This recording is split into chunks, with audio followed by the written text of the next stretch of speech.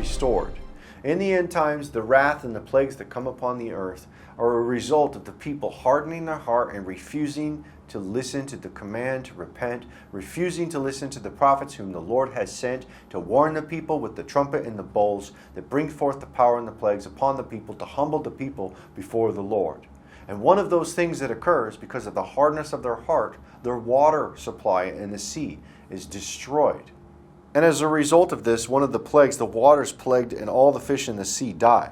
This is seen at the second trumpet and the second bowl in Revelation chapter 8. It says, "And the second angel sounded, and as it were a great mountain burning with fire was cast into the sea, and a third part of the sea became blood.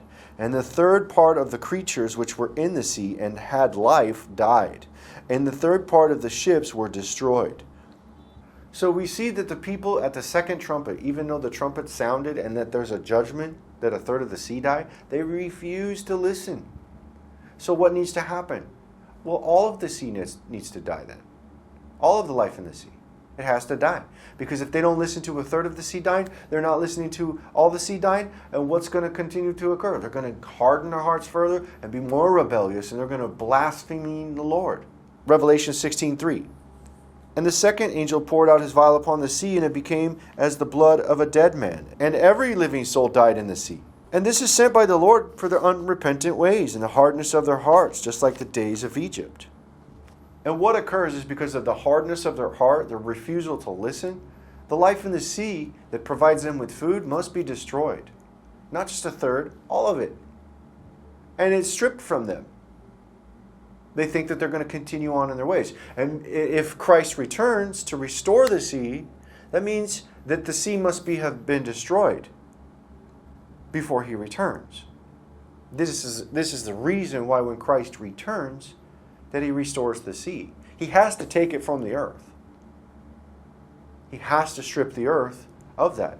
They're using it for food and famines to not humble themselves and say, we're going to keep fighting this and we have food in the sea and we can still manage it. We're going to still fight. They're going to try to fight the Lord. They're rebelling against the Lord, and the Lord's going to strip them of the sea. And then on his return, since it's been destroyed, he will restore it and bring restoration to the land. That's why the sea and the waters are healed by the living waters from the temple in Zechariah. Zechariah chapter 14, verse 8. "And it shall be in that day that living waters shall go forth out of Jerusalem, half of them toward the former sea, and half of them toward the hinder sea. In summer and in winter it shall be." And this river we see that brings forth life, that heals the waters, is seen in the book of Revelation. It's a promise. Revelation chapter 22, verse 2, it says, "In the midst of the street of it, and on either side of the river, was there the tree of life, which bare 12 manner of fruits, and yielded her fruit every month, and the leaves of the tree were for the healing of the nations."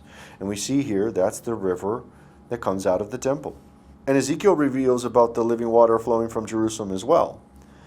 Ezekiel chapter 47, verse 7 and 8. "Now when I had returned, behold, at the bank of the river were very many trees on the one side and on the other.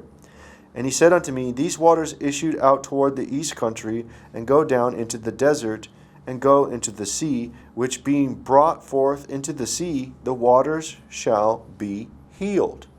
So we see here that the waters of the sea are healed. What needs healing? So what waters need to be healed? The sea. The fish have died, right? So what does this prophecy say? It says that the water flows back into the seas, and life comes back into the sea, and the fish come back into the sea, and the fish come back alive. Ezekiel chapter 47, verse 9. "And it shall come to pass that everything that liveth, which moveth, whithersoever the rivers shall come, shall live. And there shall be a very great multitude of fish, because these waters shall come thither, for they shall be healed. And everything shall live whither the river cometh." So the rivers are flowing back into the sea, and then life comes back into the sea, because the sea had been destroyed. All life in the sea will die at the second bowl. Be sure of this. It's promised. There won't be sea life, and famines will come upon the earth, and it's necessary as a judgment of the Lord. But if you trust on the Lord, on his return, He's going to bring forth the living waters that flow into the great seas and bring forth the restoration of those seas and the healing of the oceans. And the fish will come back to life in great multitude like never seen in our era. Ezekiel chapter 47, verse 10. And it shall come to pass that the fishers shall stand upon it from En-gedi even unto Engelium. They shall be a place to spread forth nets. Their fish shall be according to their kinds, as the fish of the great sea, exceeding many. The restoration of the fish and the restoration of the waters and the life of the sea. We'll see this during the 1,000-year reign and the return of Christ. When Christ returns and the water flows from the temple of Jerusalem, all these things will be fulfilled. And those who belong to Christ, who call upon Christ now, will be able to enter into that era where they'll be able to partake of that river of life in that new restored earth. It's promised that it will occur. And this is why it's necessary for people who are refusing of that promise that they see the warning first. He's given ample warning. He's going to take a third of the fish first in the life of the sea. He's going to give an ample warning.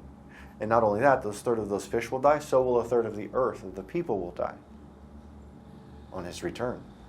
And then they don't listen to that third warning, so the strip of all of the life in the sea. Okay, well then you don't like that offering? Then here you go. All of the sea life is dead now.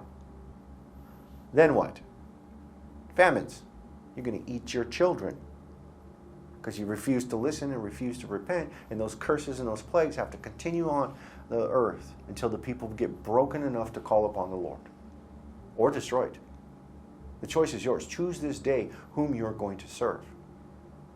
And this is why the sea life dies. And on the return of Christ, it will be restored.